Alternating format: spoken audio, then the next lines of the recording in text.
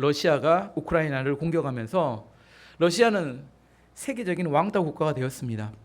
다른 나라와 무역도 할 수 없고 사실상 외교도 중단되었습니다.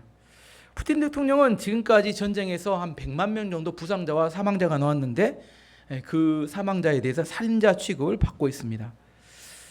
근데 트럼프 대통령이 당선이 되면서 분위기가 급반전되었습니다. 푸틴은 자기와 친하고 아주 똑똑한 사람이라고 말하면서 이 전쟁을 중재해서 빨리 끝내겠다 이렇게 이야기를 했습니다. 그래서 푸틴 대통령을 드디어 알래스카로 초청했고 미국에서 최국빈 대우로 의장대 사열을 하면서 정상회담을 하였습니다. 국가 정상이 이렇게 회담할 때는 4가지 격이 있다고 합니다. 첫 번째는 국빈 방문인데 이거 의장대 사열하고 의회 연설을 하게 된다고 합니다. 두 번째는 공식 정상회담인데 이건 공동 기자회견과 의결서, 양해각서를 체결한다고 합니다. 세 번째는 실무 정상회담인데 간단한 환영식만 합니다. 네 번째는 비공식 정상회담인데 의전 절차 없이 예전에 트럼프가 김정은하고 산책하듯이 산책하는 그걸로 회담을 합니다. 이번에 이재명 대통령은 이번 주죠. 미국 가는데 3단계 이 실무 정상회담을 하러 간다고 합니다.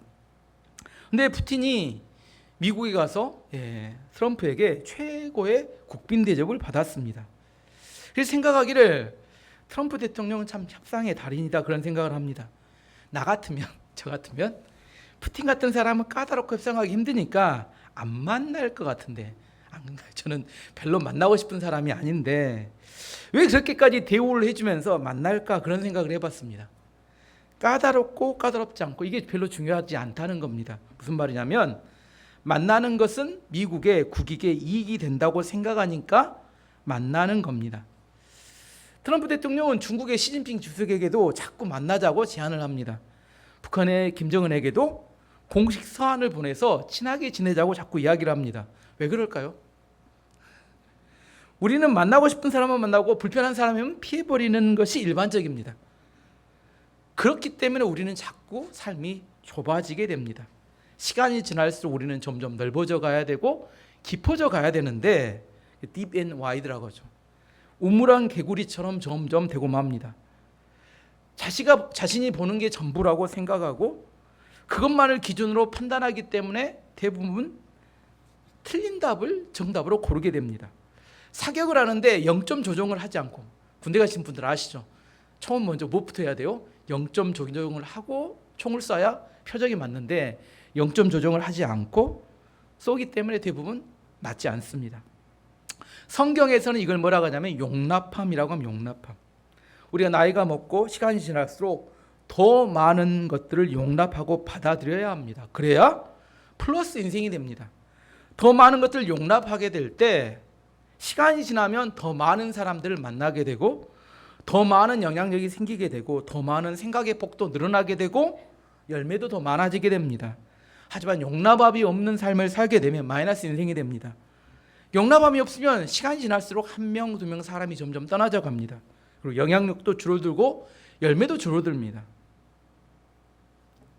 자기는 이전과 똑같이 산다고 생각했는데 자꾸 삶이 축소가 되고 만나는 사람이 줄어든다고 생각하면 지금 내가 용납함이 없는 삶을 살고 있구나 이렇게 생각하시면 됩니다. 복음서에 보면 예수님을 만나서 눈을 뜬 2사람 이야기가 나옵니다. 첫 번째 한 사람은 마가복음 8장에 나온 소경입니다. 두 번째는 요한복음 9장에 나온 소경도 한 명 있습니다. 마가복음 8장에 나온 소경을 막팔 소경이라고 부르겠습니다. 요한복음 9장에 나온 소경은 요구 소경이라고 부를게요. 예수님께서 이 사람들을 구원하는 눈을 뜨게 하는 방법이 달랐습니다. 막팔 소경은 예수님께서 안수 기도를 해줘가지고 눈을 뜨게 했습니다. 마가복음 8장 25절 말씀 보시면 이에 그 눈에 다시 안수하심에 그가 주목하여 보더니 나아서 모든 것을 밝히 보는지라. 뭐해서 눈을 뜨게 했다고요? 안수 기도해줘서 눈에다가 이렇게 손을 대서. 요구 소경, 요한복음 9장 소경은 침을 택 뱉어가지고 예수님께서 진흙을 막 이겨가지고 시멘트 바르시 그 사람 눈에다 막 시멘트를 바르시 진흙을 바르고 난 다음에 저기 있는 우리가 잘 아는 실로암 연못 가서, 실로암 연못이 뭡니다. 거기 가서 씻게 되면 눈을 볼 것이다, 이렇게 말씀하셨어요. 요한복음 9장 6절 7절 말씀 보시면, 이 말씀을 하시고 땅에 침을 뱉어 진흙을 이겨 그의 눈에 바르시고 이르되 실로암 못에 가서 씻으라 하시니, 실로암은 번역하면 보냄을 받았다는 뜻이라. 이에 가서 씻고 밝은 눈으로 왔더라. 막팔 소경과 요구 소경의 차이점이 뭘까요? 한 사람은 안수기도를 해서 치료해 줬고, 한 사람은 복잡합니다. 침하고 진흙을 섞고 그걸 막 진흙해가지고 눈에다 막 시멘트처럼 바르고 멀리 있는 실로암 연못에 가서 막 씻어야 이렇게 낫는다, 이렇게 했어요. 이 차이는 신앙생활할 때 믿음이 어린 사람, 믿음이 어린 경우에는 기도를 통한 전적인 하나님의 역사로 구원을 받아야 신앙 성장에 도움이 됩니다. 신앙이 어릴 때. 하지만 신앙이 10년, 20년 쌓인 사람은 순종을 통한 하나님의 역사를 경험할 때 신앙이 실제적으로 성장하게 됩니다. 또 다른 예를 하나 들어보면, 출애굽기 보면 출애굽한 이후에 이스라엘 백성들이 홍해를 건널 때와 요단강을 건널 때의 방법이 좀 달랐습니다. 홍해를 건널 때는 모세가 기도를 딱 하니까 홍해가, 영화 보셨죠? 쉽게 쫙 갈라집니다. 전부까지. 건너기 전에 홍해가 쫙 갈라진 거, 마른 땅이 다 된 걸 보고 확인하고 건넜습니다. 요단강을 건널 때는 40년 이후였어요. 40년 동안 광야에 살고 난 다음에 요단강을 건널 때는 제사장들이 언약궤를 메고 요단강에 한 발을 디디면 물이 좀 열려요. 또 발을 디디면 또 좀 열립니다. 뭐가 더 힘들까요? 한 번에 쫙 갈라지고 보면 훨씬 쉽죠. 우리도 예수님이 우리 가운데 Follow me, 따라와 하는데 어떻게 해요? 한 발짝 뛰면 좀씩 열려. 이게 이제 답답해 죽죠. 한 번에 딱 해결해 주면 좋은데, 돈을 주시려고 해도 한 번에 벼락치기로 돈을 주면 좋은데 먹고 살 만큼만 주시네. 힘들어. 왜 그래요? 신앙생활 한 지 오래돼서 그래요. 다르다는 겁니다. 그런데 어떤 사람은 안수 기도만 하면 모든 질병이 치료된다고 믿는 사람이 있고, 어떤 사람은 믿음으로 순종해야 질병이 치료된다고 믿는 사람이 있습니다. 어느 게 맞나요? 둘 중에 어느 게 맞아요? 둘 다 맞습니다. 사람들 일반적으로 자기가 경험한 것이 정답이라고 우기고 살아가는 경우가 많습니다. 신앙생활 하는 사람들 보면 꼭 장님 코끼리 만지려고 비슷합니다. 어떤 사람은 다리를 만지더니 코끼리 못 간자 했더니 기둥 같대요. 어떤 사람은 배를 만지고 오더니 큰 항아리 같대요. 어떤 사람은 코를 만지고 오더니 큰 두꺼운 대롱 같대요. 그게 다 코끼리라고 말하는데 아닌 건 아니죠. 맞긴 맞죠. 이게 다 만진 건 맞는데 진짜 코끼리를 본 건 아니죠. 다 장님 코끼리 다리 코끼리 만지기처럼, 코끼리가 뭐냐 했더니 자기가 경험한 것이 정답이라고만 이야기합니다. 하나님의 역사심이 다양할 수 있는데 용납해야 넓어지고 깊어지는데, 그래야 진리를 접근해 갈 수 있게 됩니다. 신천지 2단을 보면, 신천지 2단 사람들은 주일날 이렇게 예전에 교회 옆에 보면 옷 입고 가는 게 주일날 똑같습니다. 딱 보면 알아요. 딱 차 타고 가면 모나미 볼펜하고 똑같습니다. 위에는 하얀색, 아래는 검은색. 여자들은 위에는 하얀 브라우스, 아래는 검정 치마. 남자들은 위에는 하얀 와이셔츠, 아래는 검정 바지. 딱 그 근처에 있는 그런 사람들 전부 신천지 맞습니다. 근데 이것을 흑백복이라고 해요. 흑백복. 어디서 많이 보냐면 북한의 공식 행사 보면 나오는 사람은 똑같습니다. 북한의 사람들도 위에는 하얀색, 아래는 검정색 흑백복을 입고 나와요. 왜 그럴까요? 왜 북한이나 이단들은 이 흑백복 같은 공통된 옷을 입히는 걸 좋아할까요? 군대 가면 군복을 입힙니다. 예전에 학교에서는 교복을 입혀요. 이것도 같은 이유입니다. 교복이나 군복을 입히면 관리하고 감시하기가 편합니다. 쉽게 눈에 띄어요. 병원에서도 같은 옷을 입힙니다. 쉽게 눈에 띄도록. 탈선하기가 어렵습니다. 통일성을 갖는다는 것은 정체성을 드러내는 데는 좋지만 다양성을 무시할 가능성이 많습니다. 우리는, 교회를 다니는 우리들은 예수님을 믿고 구원받은 성도들이라는 게 공통점입니다. 우리의 공통점이 뭐예요? 예수 믿고 구원받았다는 것이 통일성입니다. 근데 내면의 신앙이 약해지잖아요. 신앙이 약해지면 자꾸만 외적인 옷으로 통일성을 만들어내려고 발버둥을 칩니다. 어디 가면 막 옷을 맞추자고 해요. 어디서 주로 옷을 맞추자게요? 어디 동호회 가면 막 옷을 맞추자게요. 축구복도 막 열어버립니다. 어디 가면 막 자꾸 옷을 맞춰. 왜 자꾸 옷을 맞추자게요? 뭔가 자기들의 뭐 통일성, 정체성을 드러내기를 원한다는 겁니다. 사실은 신앙이 약해지면 통일성을 강조한 반면에 다양성, 더 깊어지고 넓어지는 다양성을 무시할 가능성이 많습니다. 누가복음 19장을 보면 삭개오 이야기가 나옵니다. 삭개오는 여리고성의 세리장이었어요. 여리고성 당시에 교통의 요충지였고 무역의 중심지였습니다. 요단강을 건너올 때 교통의 관문이어서 세금 걷기가 매우 편했습니다. 그래서 삭개오는 그 중요한 자리에 세관이 있었는 세관의 세리장이었습니다. 하지만 당시의 세리들은 이스라엘 사람들에게 로마에 충성하는 매국노로 지탄을 받았어요. 돈을 많이 벌 수는 있었는데 주변 사람들인 손가락질하는 공개적인 죄인이었습니다. 삭개오는 부자는 점점 되어갔는데 마음이 공허했습니다. 이것이 인생의 전부는 아닐 텐데 라는 생각에 예수님에 대한 소문을 들었습니다. 예수님은 천국의 진리를 가르치면서 많은 병자들과 귀신을 고친다는 이야기를 들었어요. 근데 때마침 예수님께서 여리고성에 오신다는 이야기를 들었습니다. 삭개오는 예수님을 만나고 싶은 간절한 소망이 생겼습니다. 혹시 그분을 만나면 내 인생에 밀려 들어오는 공허함을 이겨낼 수 있을까? 혹시 내가 구원받을 수 있는 말씀을 들 수 있지 않을까? 그런 생각을 했어요. 그래서 예수님께서 여리고성에 오셨다는 말을 듣고 예수님이 오시는 곳으로 가봤더니 너무나 많은 사람들이 예수님 주변을 둘러싸는 겁니다. 그래서 뭘 결정합니까? 그 옆에 있던 뽕나무 위로 올라가기로, 키가 작았기 때문에 올라가기로 생각하고 위로 올라갔어요. 삭개오는 뽕나무 위에 올라가서 멀리서 조용히 예수님 말씀을 들으려고 했는데, 그냥 말씀만 들으려고 했는데 예수님이 뽕나무 위에 올라가 있는 삭개오 있는 그 뽕나무 옆으로 오시더니 자기를 쳐다보더니 말씀하시는 겁니다. 자기를 향해서. 누가복음 19장 5절 말씀 보시면 예수께서 그곳에 이르사 쳐다보시고 이르되 삭개오야 속히 내려오라 내가 오늘 내 집에 유하여야 하겠다 하시니, 예수님께서 오늘 그와 함께 식사하시면서 함께 시간을 보내겠다고 말씀하시는 겁니다. 삭개오는 그 예수님의 이야기를 듣고 고난이도 궁금해 죽겠는데 속히 내려와서 예수님을 자기 집으로 모셨습니다. 그런데 그 모습을 봤던 주변 사람들이 수군대기 시작합니다. 예수님께서 죄인의 집에 들어가신다.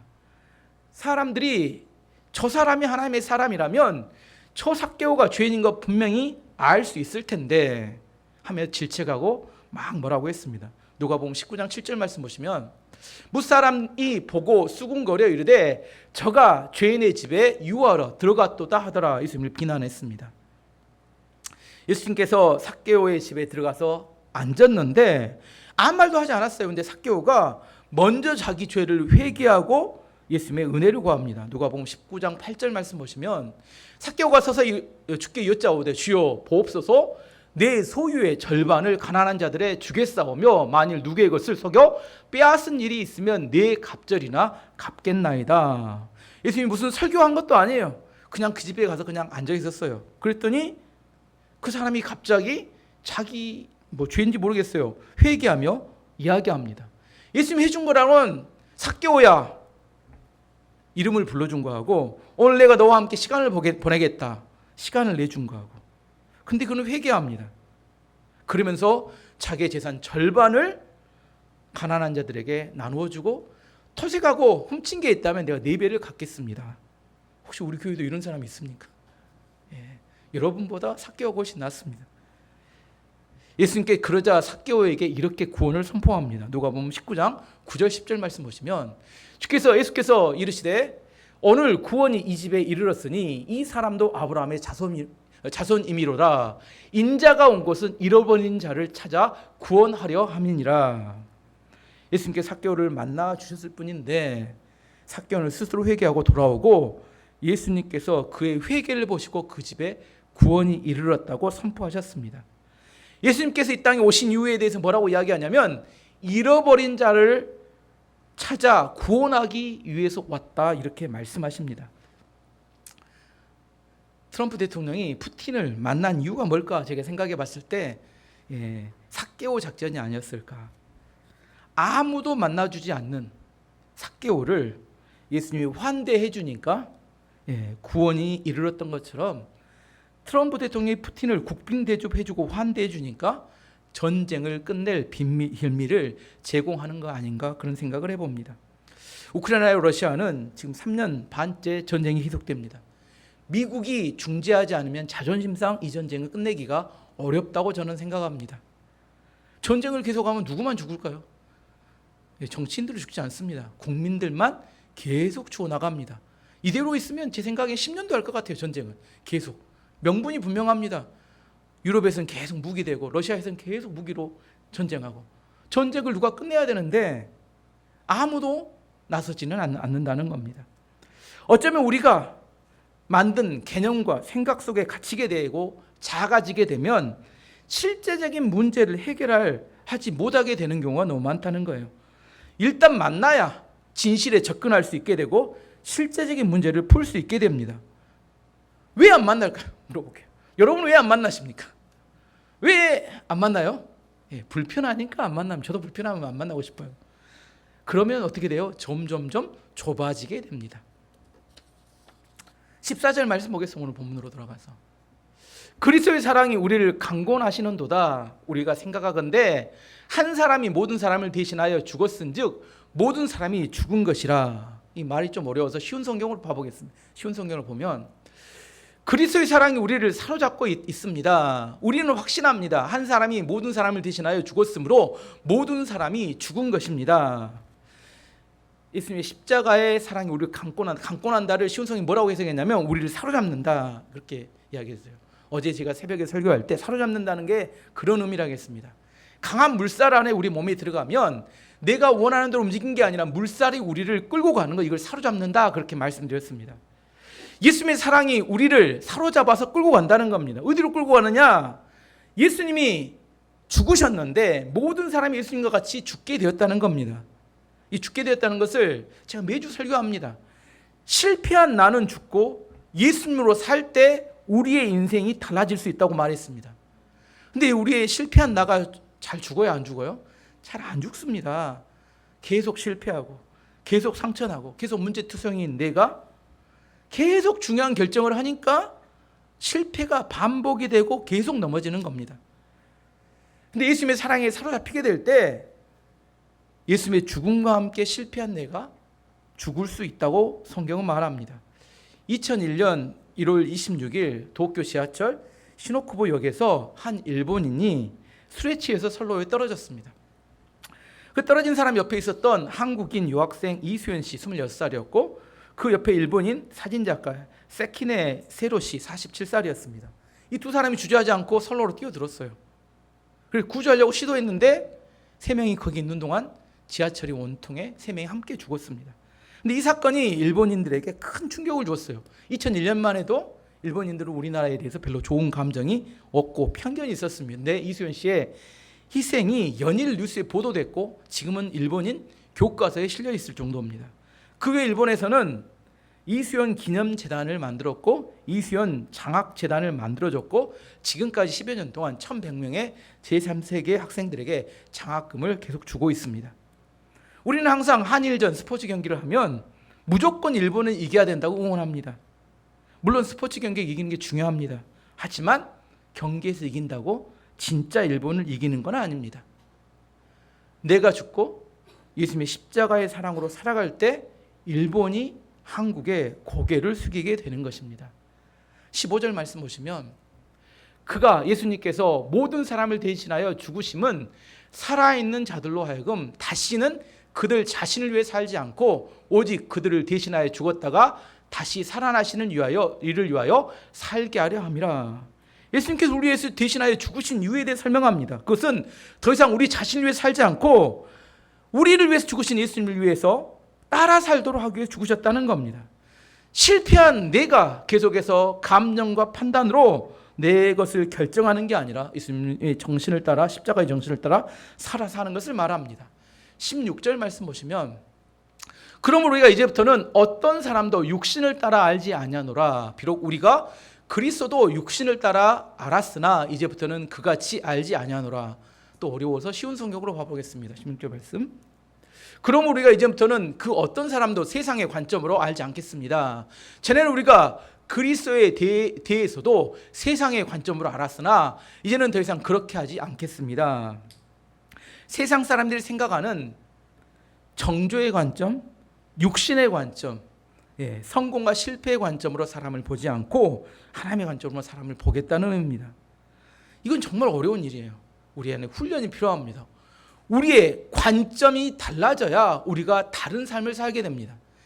교회는 다니지만 여전히 세상의 관점으로 사람을 생각하고 우리 일을 판단하게 되면 결국은 세상 사람과 똑같이 살아가게 됩니다. 세상은 이익과 손해라는 관점으로 사람을 봅니다. 저 사람이 나에게 이익이 될 것 같으면 달라붙고 그렇지 않으면 버리게 됩니다. 사도 바울은 우리들에게 이야기합니다. 우리는 예수 그리스도를 믿을 때 우리의 신분이 완전히 달라졌습니다. 17절 말씀 보시면 그런 중 누구든지 그리스도 안에 있으면 새로운 피조물이라 이전 것은 지나갔으니 보라 새 것이 되었도다. 예수 그리스도 안에 우리가 거듭났다는 것은 우리가 새로운 피조물로 다시 변화되고 창조되었다는 걸 의미합니다. 과거의 나가 아니라 새로운 나가 되었다고 이야기합니다. 소설 왕자와 거지에서 거지가 왕자와 옷을 바꿔 있습니다. 그리고 왕궁으로 들어가서 왕자의 방에 들어가 잠을 청합니다. 너무 좋은 침대가 있는 거예요. 거기 딱 누웠더니 뭐예요? 너무 불편해. 그래서 이 거지가 어떻게 해요? 한쪽 구석으로 갑니다. 방 한쪽 구석에 쪼그려가지고 이렇게 엎어져 자요.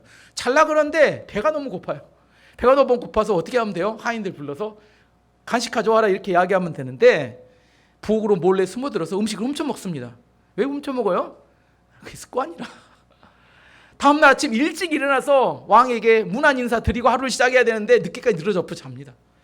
그리고 왕자니까 뭐 해야 돼요? 다른 사람에게 좋은 말 해주고 덕담을 해줘야 되는데 말만 입만 열면 쌍욕이 나와요. 신분은 왕자가 되었지만 왕자로서 살아가는 게 너무나 불편합니다. 거지로 살 때 마음대로 살았는데 자기의 신분에 맞게 살아야 되는데 살 능력이 없는 겁니다. 우리가 어디에 있는가 이게 중요한 게 아니라 내가 누구인지에 대한 분명한 정체성이 있을 때 우리는 그 정체성에 맞는 생각과 말과 행동을 하게 됩니다. 내가 무엇을 믿는지에 따라 우리의 말과 행동과 생각이 달라집니다. 성경은 우리가 예수 그리스도 안에서 새로운 피조물, 하나님의 자녀가 되었다고 선포합니다. 이것을 믿음으로 받아들일 때 우리는 진짜 새로운 사람으로 변화됩니다. 하지만 믿음이 없으면 교회 안에 있지만 여전히 불신자처럼 살아가게 됩니다. 여러분이 불신자처럼 살면 여러분이 믿지 않는 겁니다. 정말 여러분이 예수 그리스도가 여러분을 통하여 여러분이 구원받았다고 실제 믿는다면 여러분은 거듭난 삶을 살게 됩니다. 어떤 전당포에 있었던 일입니다. 옛날 이야기예요. 어느 추운 날이었어요. 청년 하나가 아버지 유품이었던 한복 한 벌을 가지고 왔습니다. 옛날에는 한복도 꽤 가치가 있었던 것 같아요. 전당포 주인이 무슨 일이냐 하고 그 청년에게 물어봤어요. 청년이 아버지 한복을 내밀면서 어머니가 서울에 가서 어려울 때 아버지 한복을 사용하러 아버지 유품을 주었다는 거예요. 이걸 맡길 테니까 돈 좀 빌려주세요 이렇게 말하는 겁니다. 전당포 주인이 청년에게 꿀밤을 하는데 야 이 녀석아 아버지 유품을 전당포에 들고 온 녀석이 어디 있냐 그리고 훈계를 하시더랍니다. 하지만 그래도 돈이 없으니까 왔을 거라 생각 그걸 받아주면서 뒤에 있는 아내한테 말하기를 여보 밥 좀 차려주소 이야기를 하더래요. 그래서 된장찌개하고 맛있는 밥을 차려줘서 너무 허겁지겁 너무 배가 고팠는데 허겁지겁 먹었습니다. 돈을 조금 받아가지고 그 집을 나오려고 하는데 그 전당포주인이 말하는데 너 아무리 힘들어도 이것만은 꼭 찾아가라. 이거 내 아버지 유품이지 않냐 그러더라는 거예요. 약속을 하고 나왔답니다. 그 후에 사는 것이 너무 힘들어서 몇 년이 지났고 시간이 지난 다음에 형편이 조금 좋아져서 고기 한 그릇을 싸가지고 그 전당포를 다시 찾아가게 되었어요.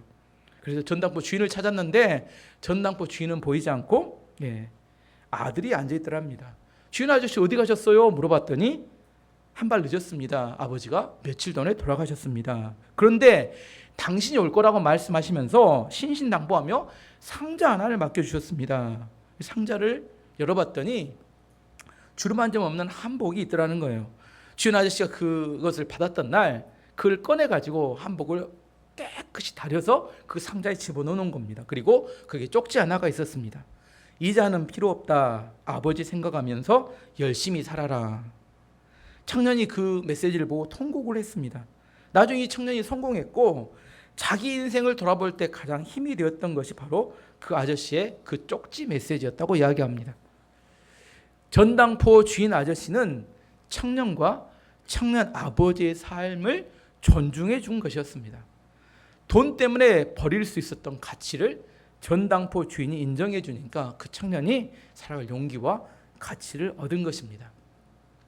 그리스도의 사랑이 뭐냐면 나를 존중해 주는 하나님을 만나는 것을 말합니다. 다시 이야기합니다. 그리스도의 사랑이란 나를 존중해 주는 하나님을 만나는 것을 말합니다. 그리스도의 사랑이 뭐라고요? 그리스도의 사랑이 오늘 사로잡힌 것이 중요하다는, 그리스도의 사랑은 나를 존중해 주는 하나님을 만나는 걸 말합니다. 삭개오는 많은 사람의 지탄을 받았는데 예수님을 만나고 난 다음에 변했어요. 왜? 예수님이 그를 인정해 주니까. 아무 말도 안 했으면 예수님은. 우리의 인생에서 나를 인정해 주는 존재를 만나게 될 때 우리의 인생이 변하게 됩니다.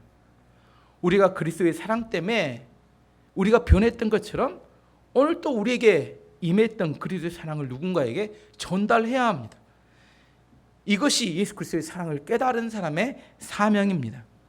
오늘 말씀을 정리해 보면 그리스도 안에서 우리의 분명한 정체성이 있어야 합니다. 내가 믿음이 무엇인가? 내가 누구인가? 내가 그리스도 안에서 새로운 피조물이 되었다는 믿음이 있을 때 우리는 달라진 삶을 살게 됩니다.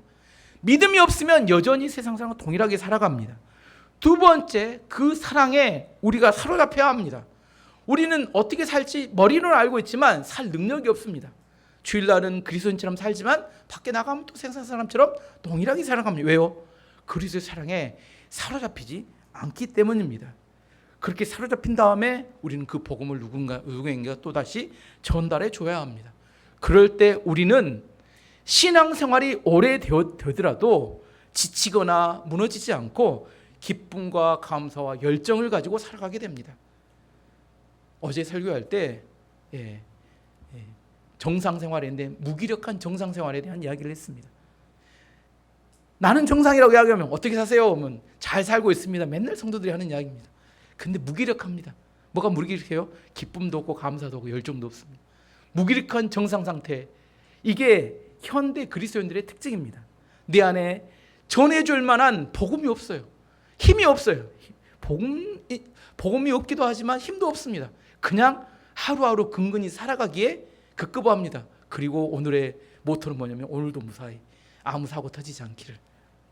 근데 그것이 과연 거듭난 그리스도인일까요? 우리에게 있어서 정말 예수 그리스도는 왜 오셨을까? 그리고 그리스도를 믿는다는 건 무슨 의미일까? 정말 인격적으로 예수 그리스도를 만나고 그분이 우리를 존중해 줄 때, 우리가 구원받을 때 우리의 삶을 달라지게 됩니다. 달라지지 않고 계속 머문다면 내 안에 진짜 믿음이 있는지 체크해 보셔야 합니다. 그리고 진지하게 그분 앞에 나와야 합니다. 그분을 인격적으로 만나게 되면 진짜 우리 인생은 달라지게 되고 구원을 받게 됩니다. 이번 한 주 예수 그리스도의 사랑에 사로잡혀서 승리한 한 주가 되시기를 축원합니다. 자, 함께 같이 기도하도록 하겠습니다.